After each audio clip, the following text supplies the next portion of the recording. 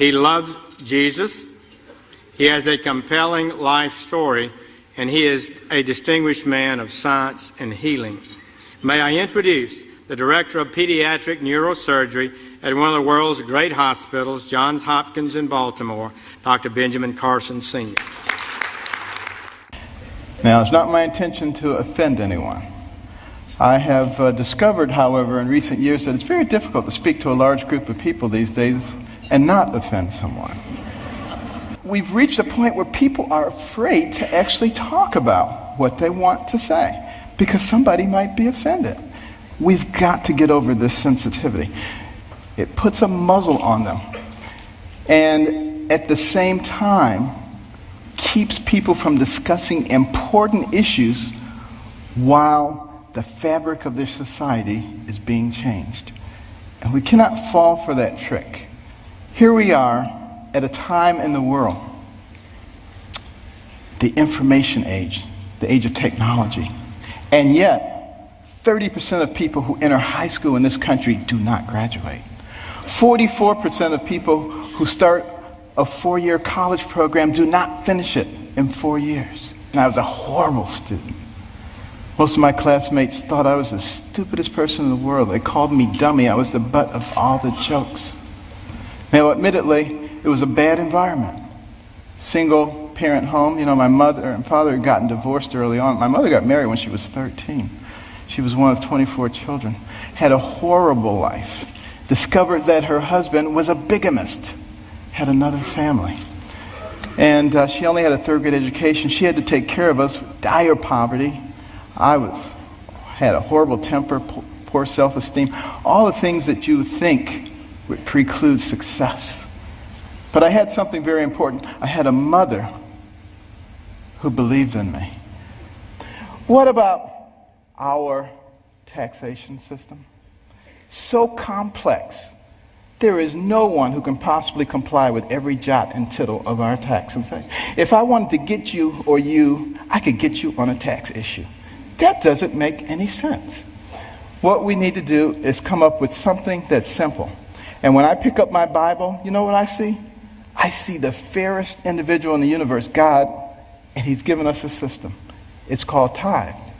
Now, we don't necessarily have to do it 10%, but it's principle. He didn't say, if your crops fail, don't give me any tithes. He didn't say, if you have a bumper crop, give me triple tithes. So there must be something inherently fair about proportionality. You make $10 billion, you put in $1 billion. You make $10, you put in $1. Of course, you got to get rid of the loopholes. Thank you very much. Thank you. Well, thank you. I am absolutely delighted to be here once again. And it seems like each time I'm here, we're getting closer to critical time periods in our country. You know, I started to talk about all the failures of the current administration, but I figured that was too depressing. But, you know, it's interesting to me how the left in particular loves to relabel and name things. You know, for instance, if you're pro-life, then you're anti-woman. If you're pro-traditional family, then you're a homophobe. If you're white and you oppose a progressive black person, you're a racist. If you're black and you oppose the progressive agenda, you're crazy. And if you're black and you oppose the progressive agenda and you're pro-life and you're pro-family, they don't even know what to call you. I mean, you end up on some kind of watch list for extremists. Unbelievable. You think about, there's a large number of people in our country who are the downtrodden. And how do we treat them? Well, you know, starting in the 60s with the Great Society programs, we figured if we just threw money at the problem, and we had all these welfare programs, that we could solve the problems. What has happened since then? In 1969, 1.4% of our population was on food stamps. Today, more than 14% are on food stamps, a tenfold increase. We have more broken families, out-of-wedlock births, incarceration, crime. Everything that these programs were supposed to fix has gotten worse.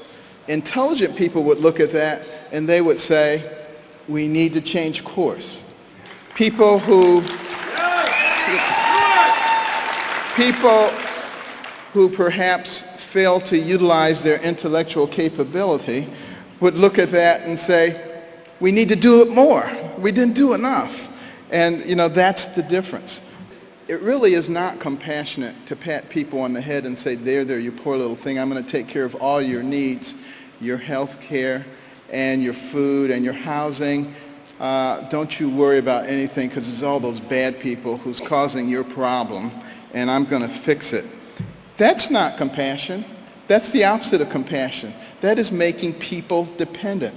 What real compassion is using our intellect to find ways to allow those people to climb out of dependency and realize the American dream. And that's what we need to be thinking about.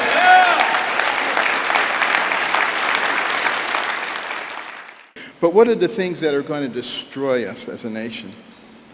Our debt, $18.1 trillion and rising. We need to get out of the mindset that says because the debt didn't go up as fast in this quarter, it's a victory. The debt needs to be going down. The size of government needs to be going down. We need to be able to deal with that in a logical way. What am I for? What am I really ready for? I'm not ready for Hillary, but what am I ready for? I'm ready for a country that puts our Constitution on the top shelf. Every part of it. And for those who have any doubt, that includes the Second Amendment. Now, I'm for a country where we develop our natural energy resources. We have been blessed with them. Let's not make that a curse. That's a wonderful thing. And it doesn't mean that we can't also look for alternatives and take care of the environment. I'm ready for leadership on the world stage, not just sitting around and waiting to see what other people do. I'm for putting our health care in our hands and not in the hands of some bureaucrat. And for balancing our budget. And for a fair taxation system that allows us to get rid of the IRS. The baton is ours. Freedom is not free. It must be fought for. And remember, we live in the land of the free and the home of the brave, but you cannot be free if you're not brave. Thank you very much. Griff Jenkins takes you to CPAC. Who best represents your values among those running for the nomination in 2016? Carson, hands down. Right. I'm ready for a country that puts our Constitution on the top shelf. Because we've never been in politics before. We heard him at the prayer breakfast. He told us exactly what we needed, and we need this man so bad. Primarily because he's not a politician, right? Because I think he's the most genuine candidate. The real message is that, America is for us, it's for the people. It's not for the government. The government is there to serve us and not us to serve the government. He is a patriot, not a politician. He combines a high degree of intelligence with common sense and patriotism, kind of a difficult combination to get these days in Washington, D.C.